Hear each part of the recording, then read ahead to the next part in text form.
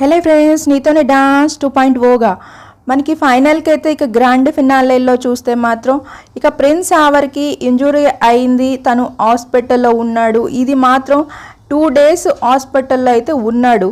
2 days హాస్పిటల్లో ఉన్న తర్వాత తను మళ్ళీ ప్రాక్టీస్ చేయటం, మళ్ళీ డ్యాన్స్ చేయటం ఇది కూడా జరిగినట్టయితే తెలుస్తుంది అనమాట.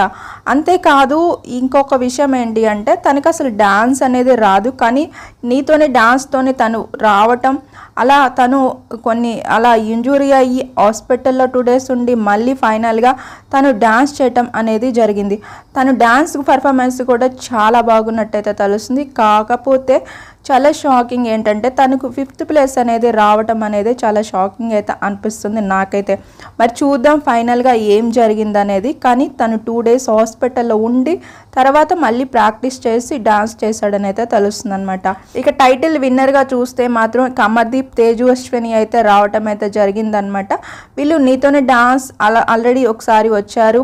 ఇక తర్వాత మళ్ళీ బిగ్ బాస్లో కూడా అమర్ అయితే రావటం జరిగింది. అక్కడ కూడా తనకి సక్సెస్ రాలేదు, కానీ ఇప్పుడు టైటిల్ విన్నర్గా రావటం మాత్రం అది కూడా వైల్డ్ కార్డ్ ఎంట్రీలో వచ్చేసి తను విన్నర్గా అయితే వచ్చేసారనమాట. వైల్డ్ కార్డ్లో ఎంట్రీ ఇచ్చి ఇలా విన్నర్ అవ్వటం ఏంటని కొంతమంది అయితే అనుకోవటం జరుగుతుంది. కానీ వైల్డ్ కార్డ్ అనేది కాదు, డాన్స్ పర్ఫార్మెన్స్ అనేది ఎలా ఉంది అనే దాన్ని బట్టి విన్నింగ్ అనేది ఉంటుందన్నమాట.